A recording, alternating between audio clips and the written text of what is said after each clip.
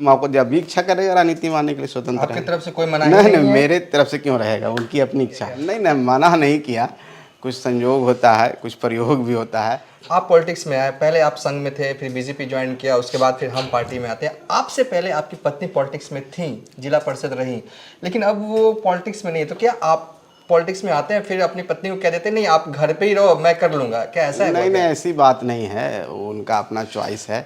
और ट्विटर पे भी बीच में काफी एक्टिव रही, लेकिन फिर गायब हो गई, निश्चित आपने तौर मना पर किया क्या? नहीं नहीं, मना नहीं किया, कुछ संयोग होता है, कुछ प्रयोग भी होता है। समय आएगा तो फिर एक्टिव होंगी। और राजनीति में निश्चित तौर पर है कि पहले से उनके माता पिता एक सामाजिक कार्यकर्ता थे, अभी तो माननीय विधायक हैं वे बाराचट्टी के, और एनजीओ चलाते थे हमारे समाज का। 1983 में एनजीओ था, तो उस समय से सोशल एक्टिव थी।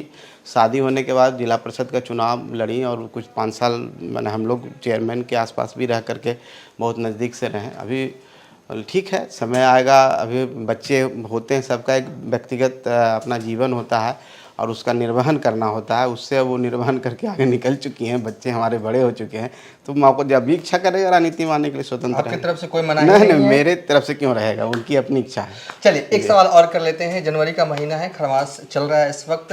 नीतीश कुमार जो है वो फिर से जो है वो नौकरियां बांटेंगे पटना के गांधी मैदान में, कैसे देखते हैं? धड़ाधड़ नौकरियां मिल रही है लोगों को। अब देखिए, नौकरियां बांट दें, वो सही तरीके से बेचारे सही जगह चले जाएं, उनको सही पेमेंट मिलना शुरू हो जाए, बिहार की दुर्दशा नहीं हो।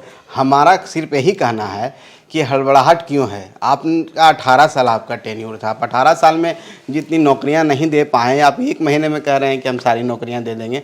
ये जो सपना आया है और ये जो उनका जो हृदय परिवर्तन हुआ है, क्या तेजस्वी यादव जी के आने के साथ हुआ है या पहले से सोच रखे होंगे और इतना फटाफट कुछ करने जा रहे हैं? इसका मतलब हमको तो समझ में आता है कि विधानसभा भंग करना चाहते हैं और इसी के नाम पर चुनाव के हम फिर से चुनाव जीत जाएँ। जो 43 सीट का जो तगमा लगा हुआ है, जो श्राप है मेरे ऊपर, हम इस तरह करके चुनाव विधानसभा भंग करेंगे, अब पुनः हमको जनता आशीर्वाद देगी, हम पुनः मुख्यमंत्री बनेंगे, लेकिन ये सब होना नहीं है। देखिए एक खबर और बिहार की सियासी खबरों में चल रही है कि नीतीश कुमार जो है हो सकता है आगामी 22 तारीख को बिहार विधानसभा भंग कर दे। मैंने ये बात नहीं कही, ये इन्होंने खुद कहा, तो मैं एक लाइन और आगे बढ़ाया। तो आपको भी ये सूचना पहुंची? आप नहीं, सूचना नहीं पहुंची। अगर पॉलिटिकल सोच रखते हैं और थोड़ी सी समझ रखते हैं तो जिस हिसाब से हड़बड़ी है, नौकरियों बांटने का जो खेल चल रहा है मेला लगा करके, आप किसी को नौकरी दे रहे हैं, नौकरी सरकार को देना है, सरकार की जवाबदेही है। सरकार ये भोंडापन कर रही है, गांधी मैदान में 1 लाख लोग बुला करके ले लो, तुम ले लो, तुम ले लो, ये कोई सौदेबाजी थोड़ी है, कोई मेला थोड़ी लगा हुआ है।